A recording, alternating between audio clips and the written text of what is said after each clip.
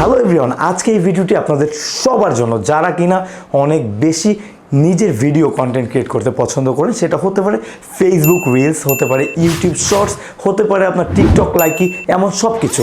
তো বন্ধুরা, জয় এটা কি করবো? ও সরি, মাই মিস্টেক।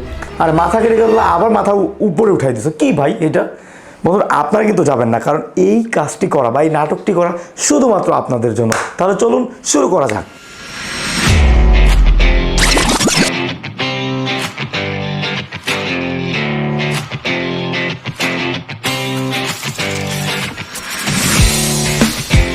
হ্যালো বন্ধুরা, welcome to my channel legend focus. আমি রয়েছি শিমসন আপনাদের সাথে। আজকে যেই বিষয়টি নিয়ে আমরা আসলে আলোচনা করতে যাচ্ছি বা আমরা শিখতে যাচ্ছি, সেটা হলো আসলে হেডরুম, মানে মাথার উপরে যে ঘরটি রয়েছে সেই বিষয় নিয়ে। আসলে হয় কি, আমরা অনেক কন্টেন্ট ক্রিয়েট করতে পছন্দ করি, কিন্তু আমরা রুলস বিষয়গুলো বুঝি না যে আসলে আমার মাথার উপরে কতটুকু জায়গা রাখতে হবে যাতে আমার ভিডিওটি দেখতে অনেক ভালো লাগে, অনেক প্রাণবন্ত লাগে বা ফ্রেমের সাথে অ্যাডজাস্ট হয়।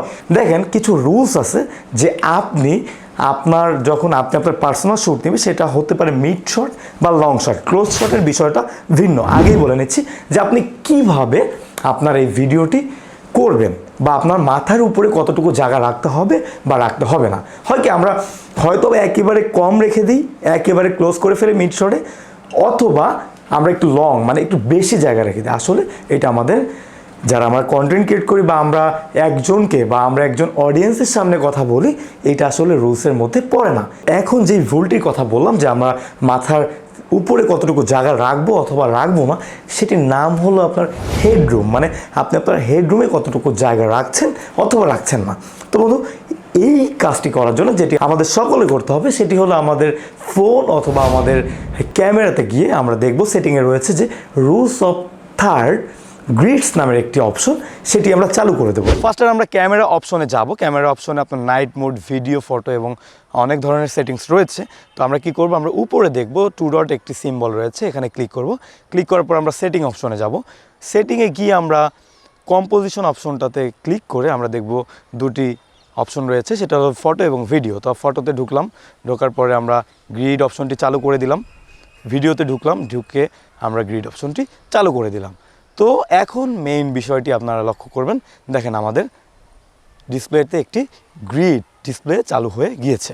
সহজভাবে বলতে গেলে হেডরুম বলতে আমাদের ছবি অথবা আমাদের ভিডিও যেটি আমরা করছি সেটির মাথার উপরের অংশকে বোঝায়, অথবা আপনার ফ্রেমের মাঝখান থেকে শেষের মধ্যবর্তী যে অংশটাকে রয়েছে সেটাকে বোঝায়। যারা বিগিনার লেভেলে রয়েছেন যে না কিভাবে ফ্রেমটা ক্রিয়েট করতে হবে বা শটটা কি একটু উপরে নিতে হবে না মাথার উপরে নাকি একটু নিচে, এই বিষয়টি আপনি জানেন না, তো এইটা আপনাদেরকেই আজকে জানানোর জন্য এই ভিডিওটি। ওকে গাইস, এখন আমরা কিন্তু পোর্ট্রেটে শ্যুট করছি, মানে যারা টিকটক করেন, লাইকি, ইনস্টাগ্রামে শ্যুট পোর্ট্রেটে করেন, তো সেম আপনার থিওরি কিন্তু সেম, মানে ওইটা সেম যে আপনি রুলস অফ থার্ডের যেই অপশনটি রয়েছে আমার চোখের নিচে থাকবে এবং আমার মাথার উপরে অল্প একটু স্পেস থাকবে, মানে যেটাকে হেডরুম বলে।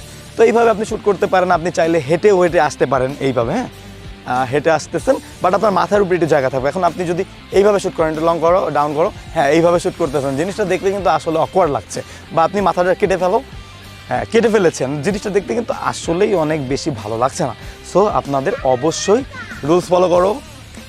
ভেরি নাইস, আমরা রুলস ফলো করেছি। দেখেন, আমি ও ফোনে রয়েছে এবং আমি ল্যান্ডস্কেপে আমার ক্যামেরাতে রয়েছি, বাট আমাদের তরিকা সেম।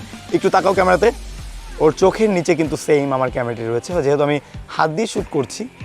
ওকে, আপনারা অবশ্যই বুঝতে পেরেছেন যে আমাদের বিষয়টা কি হেডরুম নিয়ে।